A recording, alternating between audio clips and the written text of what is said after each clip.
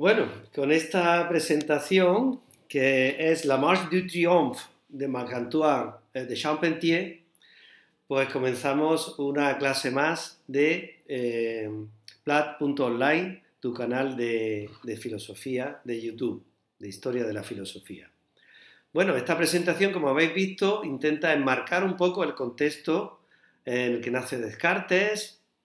Fijaros que hay imágenes de la Guerra de los 30 años, del París del siglo XVII, del Barroco, de las primeras sociedades científicas, la Académie de la Sciences de París.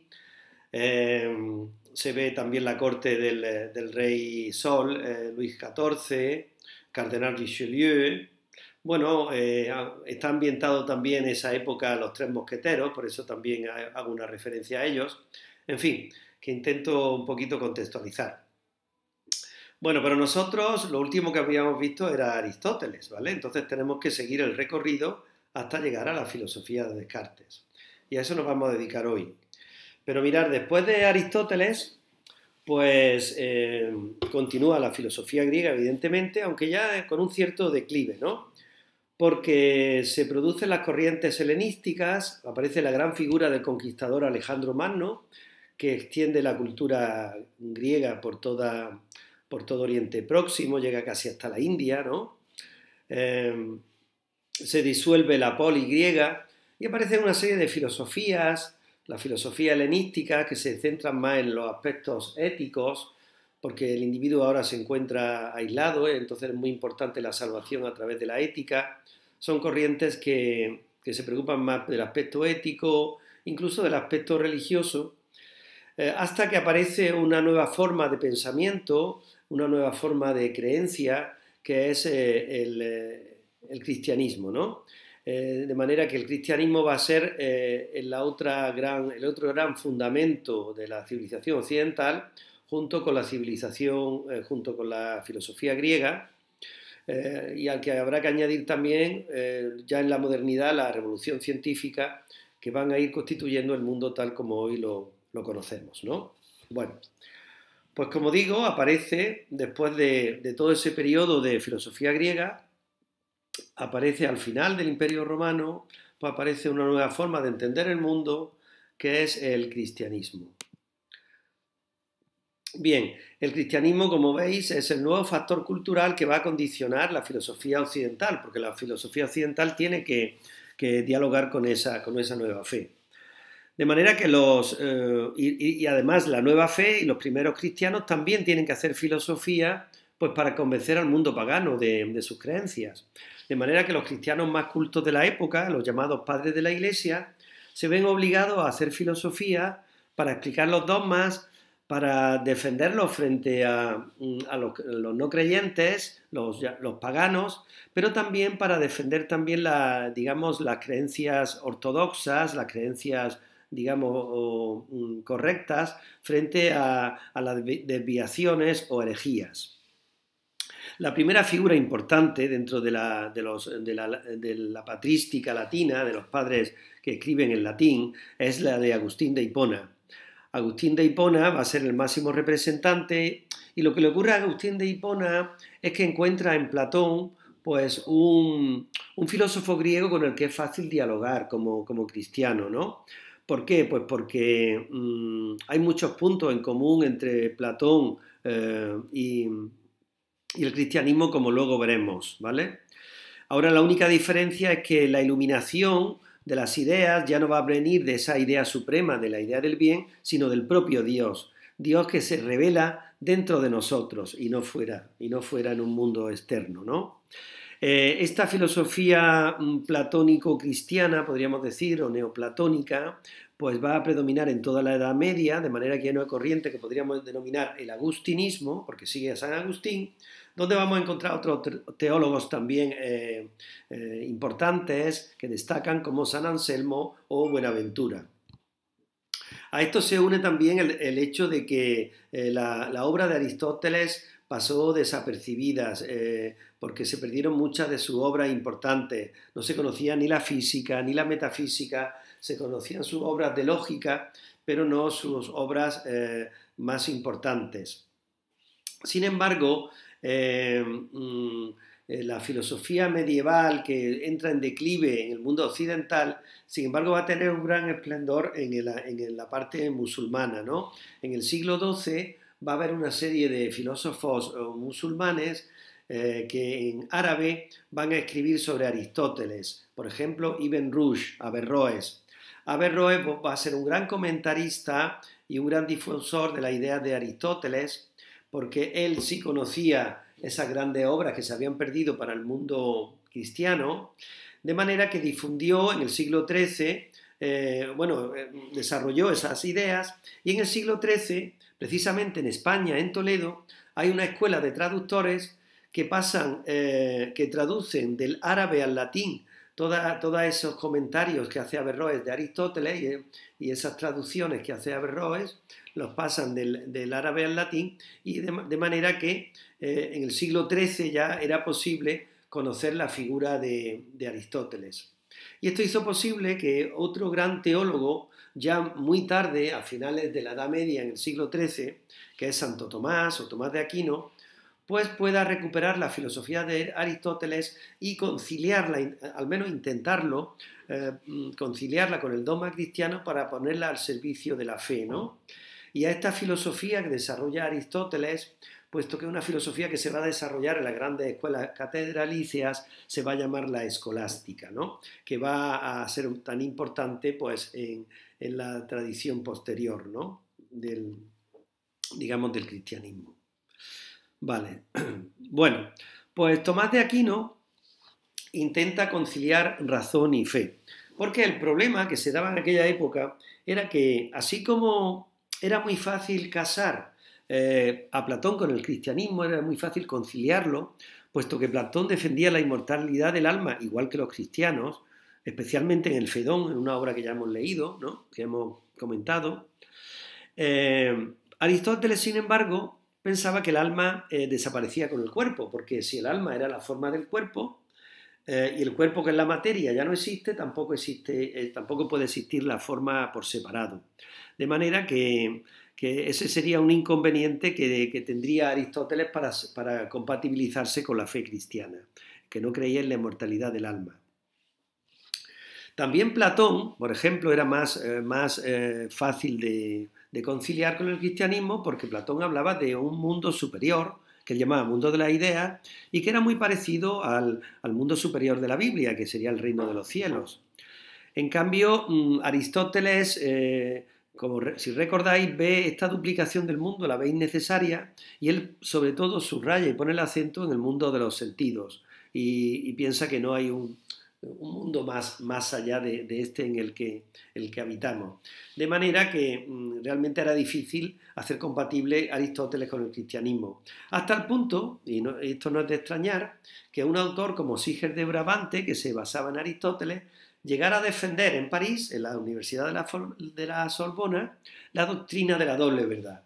Es decir, lo que es verdad desde el punto de vista de la fe, de la fe cristiana, sin embargo, no lo es desde la perspectiva de la razón filosófica, que estaría representada por Aristóteles.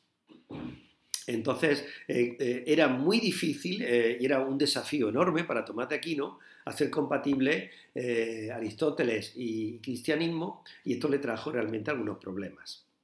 ¿Cómo lo hizo Tomás de Aquino? Bueno, pues porque él distingue la razón y la fe como dos grandes conjuntos que tienen sus esferas de problemas y sus fuentes de conocimiento totalmente diferenciadas, ¿no? Por una parte, la razón sigue la luz natural de nuestra propia razón, ahí estaría la filosofía, que sigue las luces de la razón, frente a la religión o la fe, que seguiría la luz de la revelación que aparece pues, expresada en la Biblia. Los métodos son diferentes, la razón siempre va de abajo a arriba, ¿no? De lo sensible a lo inteligible, podríamos decir, en términos platónicos, mientras que la fe siempre va de arriba a abajo, ¿no?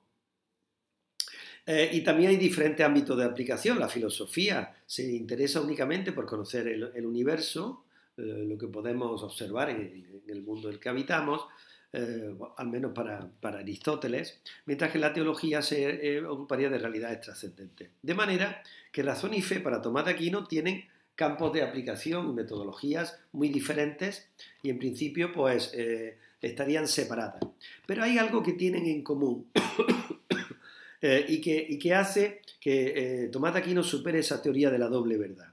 Hay una zona de intersección que tiene que ver con ciertos contenidos que serían accesibles tanto para la razón como para la fe. Y a esto lo llama Tomás de Aquino los preámbulos de la fe.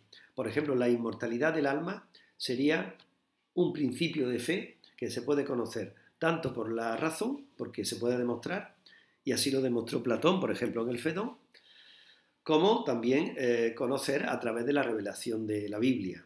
La creación del mundo exactamente igual, ¿no? Y otro aspecto importante es la propia existencia de Dios, que también sería otro preámbulo de la fe, ¿vale? La existencia de Dios. Porque se puede acceder tanto a través de la palabra revelada, a través de la Biblia, pero también mediante una demostración racional se podría probar su existencia. Y así lo hizo, si recordamos, Aristóteles.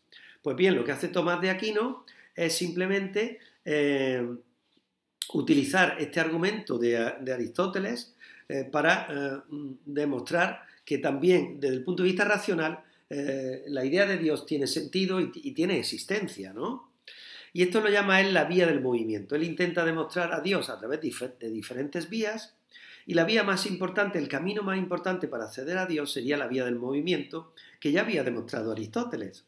Si recordamos, se basaba en el principio de que todo lo que se mueve es movido por otra cosa, partiendo del hecho de que hay seres que se mueven, pues esos seres que se mueven son movidos por otros, esos a su vez por otros, y como no podemos pasar de motor en motor de manera indefinida, pues tenemos que llegar a un primer motor que llamamos Dios, o un motor inmóvil que lo mueve todo sin moverse él mismo. Bueno, aparte de eso, Tomás de Aquino también insiste mucho en la diferencia entre las criaturas y el creador, ¿no? ¿Qué es lo que distingue al resto de seres creados de su creador, es decir, del propio Dios? Pues en primer lugar, que los seres creados todos se compondrían de materia y forma, tienen que tener una base material y una forma, mientras que los seres espirituales, por ejemplo los ángeles, que admitiría su existencia también Tomás de Aquino, serían inmateriales, serían solamente formales, ¿no? Y hay otra composición que añade Tomás de Aquino, que es la de esencia y existencia.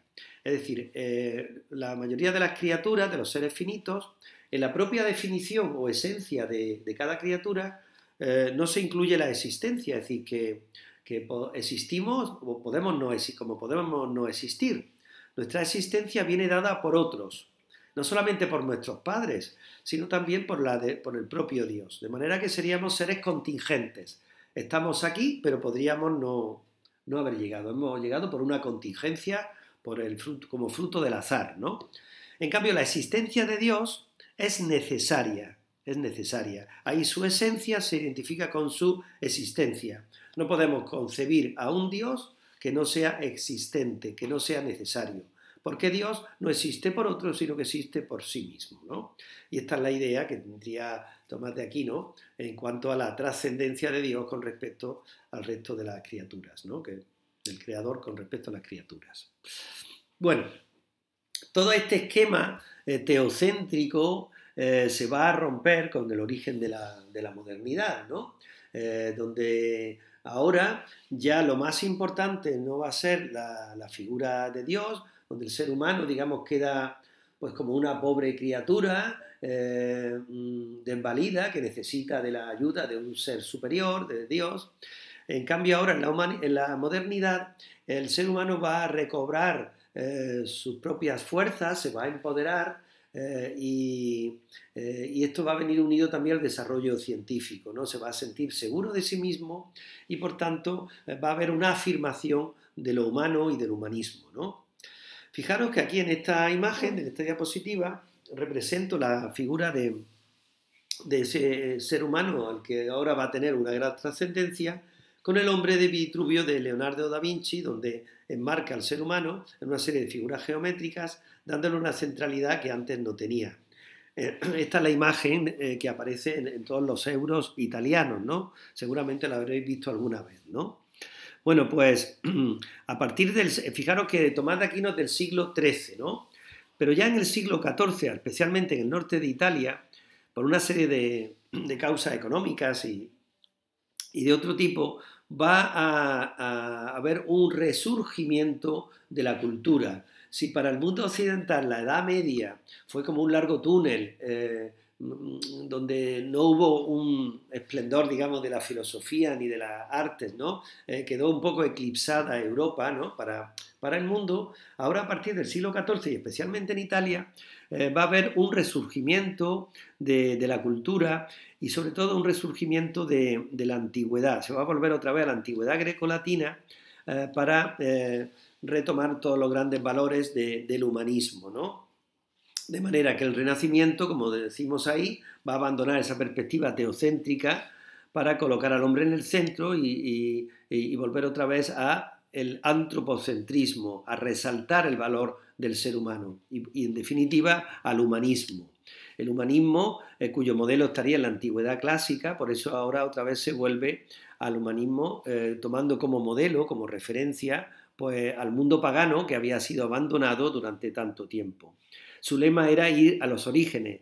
Ir a los orígenes supone la vuelta al humanismo de la antigüedad. Y aquí hay una serie de grandes novedades. En primer lugar, la figura de los grandes mecenas de esas ciudades italianas, por ejemplo en Florencia, que permiten que creadores, artistas como Rafael, como Miguel Ángel, ¿no? Como esos grandes arquitectos del Renacimiento, pues construyan basílicas tan bonitas como esta que vemos en la imagen, ¿no? De Santa María de Fiore. Surge el descubrimiento de América con el desarrollo también de una serie de instrumentos de navegación, de la brújula, del astrolabio. Se mejora la cartografía y la elaboración de mapas, pero también aparece la imprenta para difundir, por tanto, la Biblia, ¿no? Que es el primer libro así que se imprime de manera popular, y aparece también la pólvora, que va a tener un protagonismo importante en las guerras que hay en esta época, ¿no? Bueno, en el tema religioso va a haber una reforma protestante donde también se va a ir a los orígenes, en este caso los orígenes sería el origen evangélico.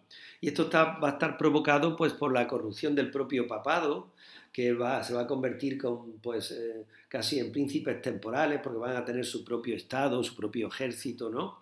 Y esto, y también un enriquecimiento excesivo, de manera que la reforma protestante busca sobre todo volver a los orígenes y a la austeridad evangélica.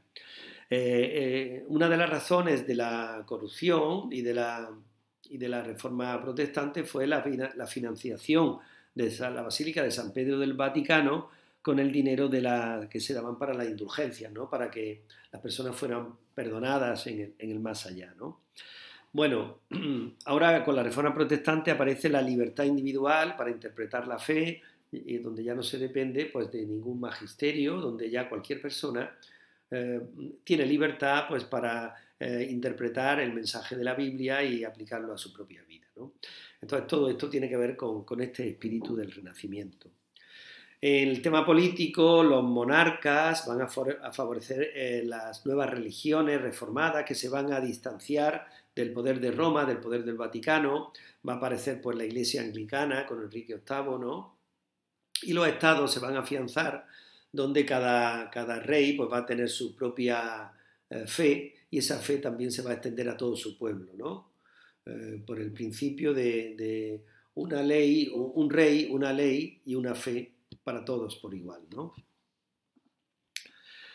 Bueno, y ahora va a aparecer pues una revolución científica también, pues que se va a romper la imagen tradicional que se tenía del universo, donde como veis ahí la Tierra está en el centro, hay una cosmovisión geocéntrica, donde el movimiento perfecto de todos los planetas es el movimiento circular, y todos los planetas girarían pues como incrustados, como si fuera una gema, una joya, incrustados en una serie de esferas cristalinas que al ir girando la esfera pues iba girando también el planeta.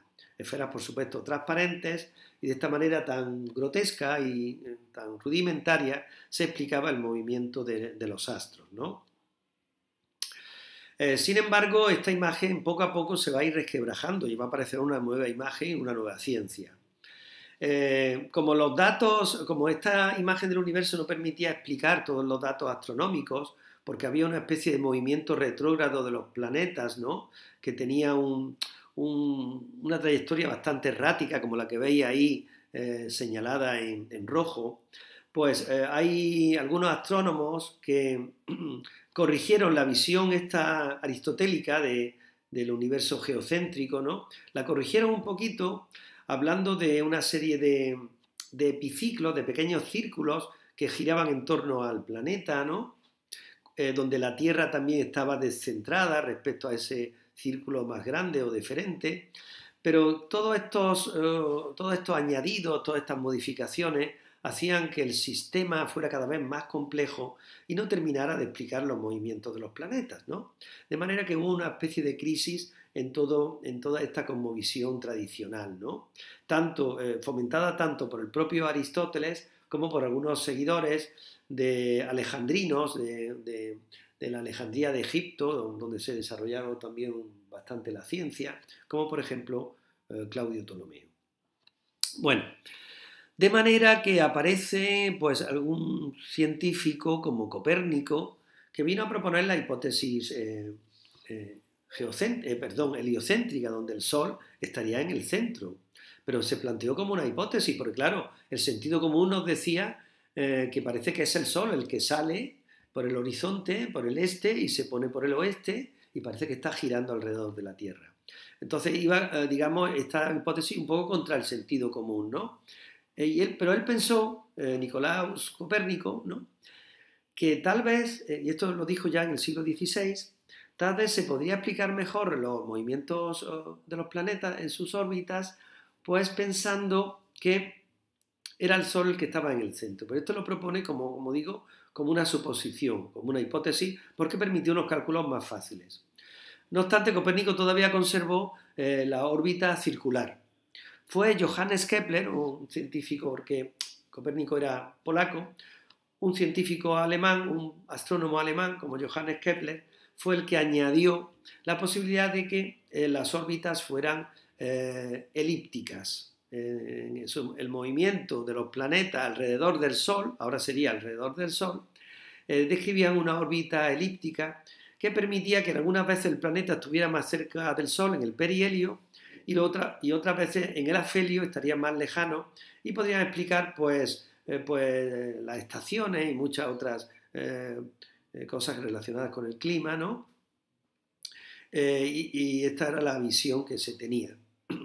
Bueno, hasta ahora, como digo, el heliocentrismo era una hipótesis. Fue Galileo Galilei el que la contribuyó a demostrar esa hipótesis.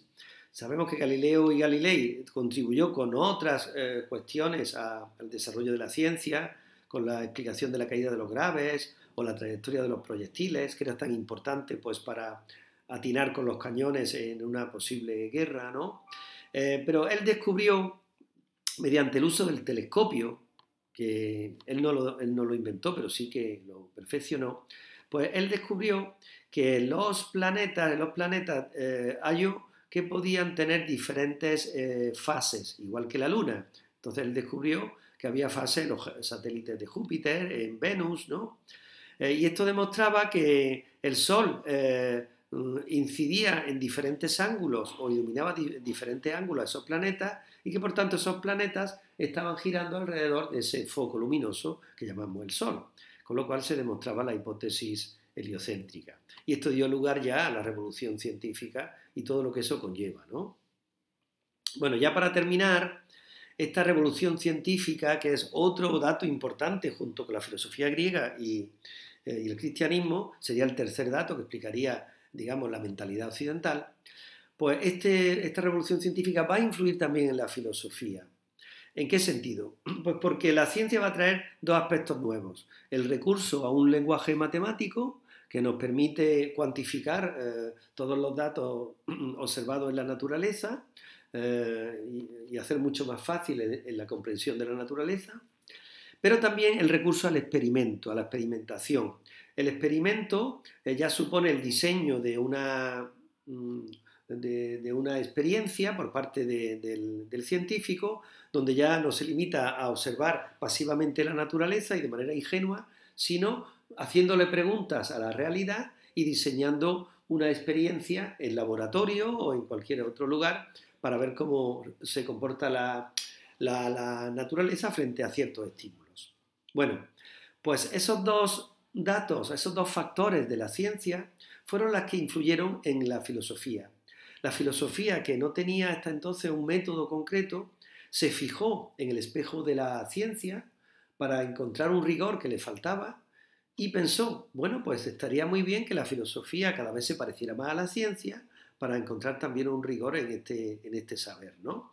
De manera que en esta búsqueda del método hubo filósofos que se fijaron más en el lenguaje matemático, en la matemática, y otros filósofos que se fijaron más en la experimentación, siguiendo el modelo que habíamos dicho entre Platón y Aristóteles. Ese Platón que tenía como modelo a la matemática, o ese Aristóteles que se fijó más en la ciencia de la naturaleza. Este debate filosófico, digamos, otra vez se anima en la modernidad, especialmente en los siglos XVII y XVIII, y nos encontramos el enfrentamiento entre un modelo racionalista, que estaría representado por el autor que vamos a leer, por René Descartes, por Descartes, donde el modelo que se va a seguir en esa razón es el modelo que tuvo tanto éxito en las matemáticas, el modelo o el método axiomático deductivo de las matemáticas, mientras que hay otros, y esto se va a dar sobre todo en Francia y en el continente europeo, y frente a ellos va a haber otra corriente de la filosofía que sería el empirismo, que se va a dar sobre todo en las Islas Británicas y representado por el inglés John Locke, que tendrá como modelo pues, las ciencias naturales y el método propio de las ciencias naturales, que es el método inductivo, donde se pasa de una serie de casos particulares a un principio general, ¿no? A una ley general. Se pasa de que el hierro se dilata con el calor, el bronce se dilata con el calor, el cobre se dilata y como fruto de toda esa experiencia se puede llegar a una ley general que diga que todos los metales se dilatan con el calor. Ese método sería inductivo frente al método de las matemáticas que va al revés, ¿no? Parte de un principio general y de ahí deduce unas consecuencias.